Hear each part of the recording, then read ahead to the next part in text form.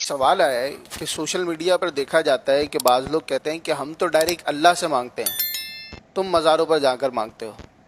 یہ کہہ رہے ہیں کہ ایسا جملہ کہنا کیسا ہے؟ حاکم حکیم داد و دوا دیں، یہ کچھ نہ دیں۔ اعلیٰ حضرت فرماتے ہیں حاکم حکیم داد و دوا دیں، یہ کچھ نہ دیں۔ یعنی کہ حاکم جو ہے وہ فریاد سنتا ہے۔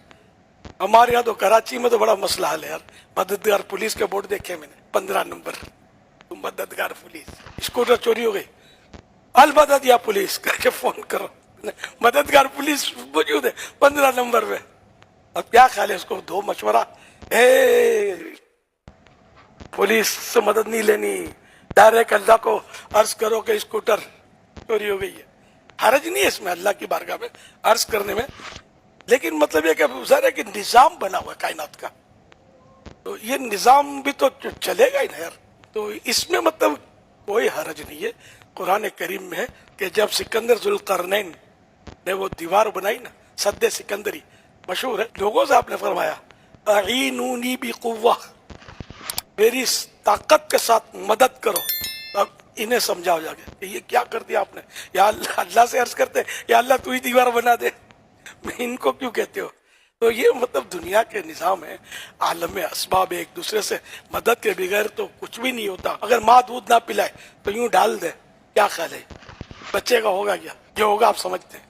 تو ماں اس کی مدد کرتی ہے، دودھ پلاتی ہے، پھر تھوڑا سنبھلتا ہے، باپ مدد کرتا ہے، انگلی پکڑ کے چلا کر لے جاتا ہے، پھر اس کی تربیت، تعلیم، غذا، یہ وہ ساری مدد مدد مدد، یہاں تک کہ جب بچہ بڑا ہو کر فوت ہوتا ہے، خود ہی قبر میں گڑ نہیں جاتا، کندھوں پہ سوار ہو کر تدفین کے مراحل سے گزرتا ہے۔ چاروں طرف امداد امداد امداد امداد کا نظام موجود ہے، اور یہ سب اللہ پاک کی عطا سے اور اس کی مرضی سے ظاہر ہے کہ نظام بنے ہوئے۔ تو یہ غلط فہمی ہے کہ ڈائریکٹ اللہ سے، اور اس کے علاوہ اگر انڈائریکٹ یعنی کسی اور سے کہا میری مدد کرو تو کچھ کا کچھ ہو گیا، یعنی ویسے ہی کوئی بھی نہیں ہے پولیس کا، اور میں نے بولا نا یہ تو عقلی دلیل ہے، یہ بھی شیطان وسوسہ ڈالتا ہے، تو بھائی جس میں عقل ہوتی ہے اس کو تو عقلی دلیل دی جاتی ہے۔ تو عقل والوں کی سمجھ میں آئے گا کہ یہ عقلی دلیل، کہ یہ جب سارا نظام ہے تو جہاں غوث پاک کا نام آیا وہیں شیطان نے پن ماری کہ بول ڈائریکٹ اللہ سے، تو اس میں کوئی حرج نہیں ہے۔ اولیاء کرام جو ہے دنیا سے تشریف لے جانے کے بعد،